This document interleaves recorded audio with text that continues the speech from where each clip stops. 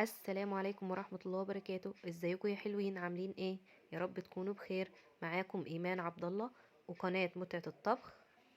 هعمل معاكم النهاردة طبق شوربة لذيذ ما بيخلاش منه اي بيت مصري طول الشتاء.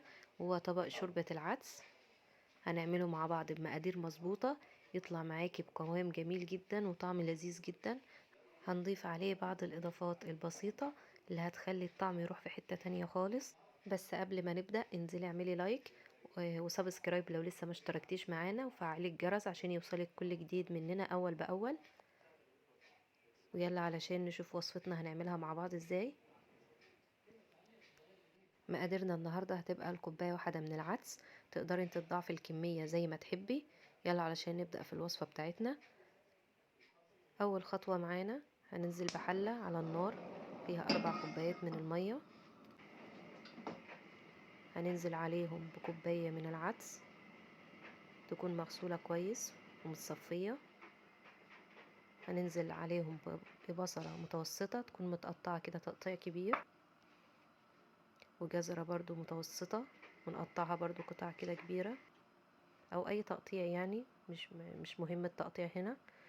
طماطماية متوسطة برضو.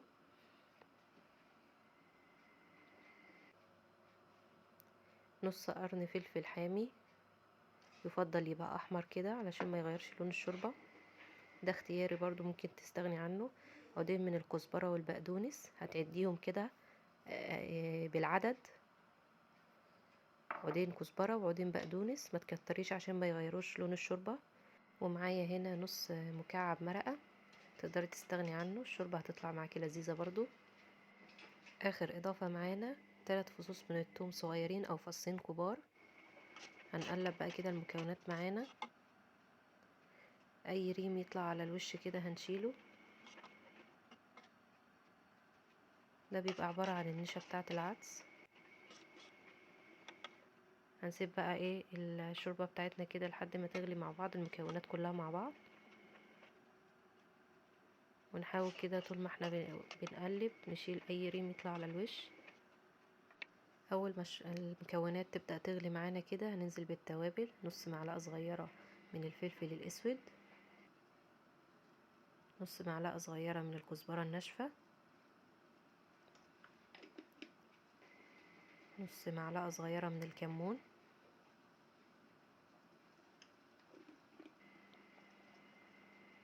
ربع معلقة من الشطة اختياري، ربع معلقة صغيرة من البابريكا،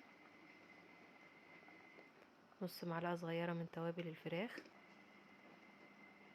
ربع معلقة من الحبهان المطحون او ممكن تضيفي فص صحيح. معايا هنا ورقة لورا.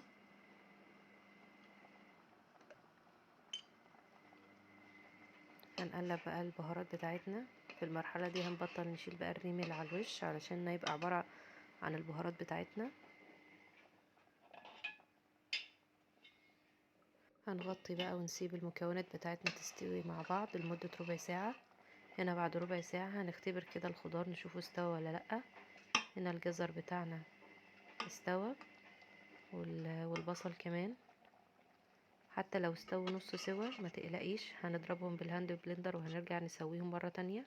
هنشيل هنا بقى الورق اللورا، نجيب بقى الهاند بلندر كده ونضربهم كويس لحد ما المكونات بتاعتنا كلها تمتزج مع بعض وتبقى كلها لون واحد. لو ما عندكيش هاند بلندر ممكن تستني عليهم ربع ساعة كده وتضربيهم في الخلاط. هنا كده خلاص الشوربة بتاعتنا اتضربت مع بعضها.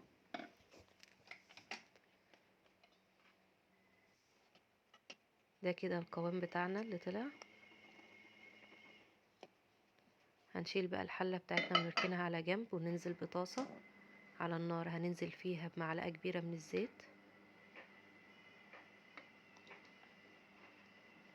ممكن تضيفي زبدة كمان لو حابة.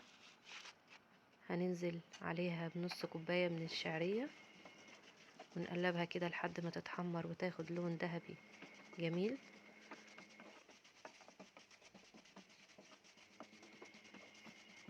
هنفضل نقلب كده تقليب مستمر علشان الشعرية بتاعتك كلها تطلع بنفس اللون، ما يطلعش حبة غامقين وحبة فاتحين. هنا الشعرية بتاعتنا جهزت. هننزل بقى بالحلة بتاعتنا مرة تانية على النار. هنزود عليها كوبايتين من المية، لان الشعرية بتاعتنا لسه هنضيفها وهتقل القوام كمان معانا. هننزل بقى بالشعرية كده وننزل كده كل اللي في الطاسة، نقلبهم مع بعض كويس. في المرحلة دي هنضيف الملح بتاعنا.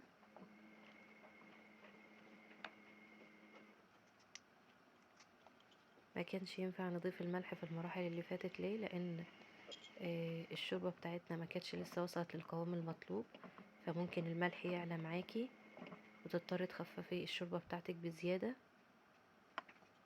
فهو اخر حاجة بتضيفيها خالص هو الملح. هنا الملح بتاعي ظبط. هغطي بقى واسيب الشوربة بتاعتي لحد ما تغلي تاني، وهنهدي النار ونسيب بقى الشعرية كده لمدة 10 دقايق لحد ما تستوي. هنا كده الشوربة بتاعتي بعد ما جهزت. هحاول اشيل شوية من الريم اللي طالع على الوش دوت. ده عبارة برضو عن النشا بتاعت الشعرية. خلاص كده الشوربة بتاعتي جهزت. دقت الشعرية لقيتها استوت. يلا هنقدمها. ده كده القوام المظبوط بتاعنا. للي بقى بيحبها تقيلة خالص عشان تاكليها بالعيش، تقدري تستغني عن الاخر كوبايتين مية انا ضفتهم، هتطلع معاكي بالقوام التقيل اللي انت عايزاه.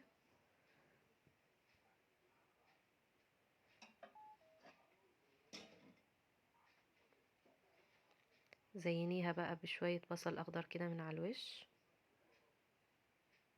لما تقلبيهم في الاخر مع الشوربة هيدوا تيست جميل خالص مع الشوربة.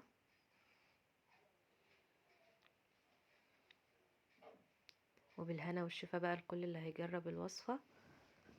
انا عارفة ان معظمكم شاطرين خالص في الشوربة وكل واحدة بتعملها بطريقتها، بس يا رب تكون استفدتي بأي حاجة انا قلتها.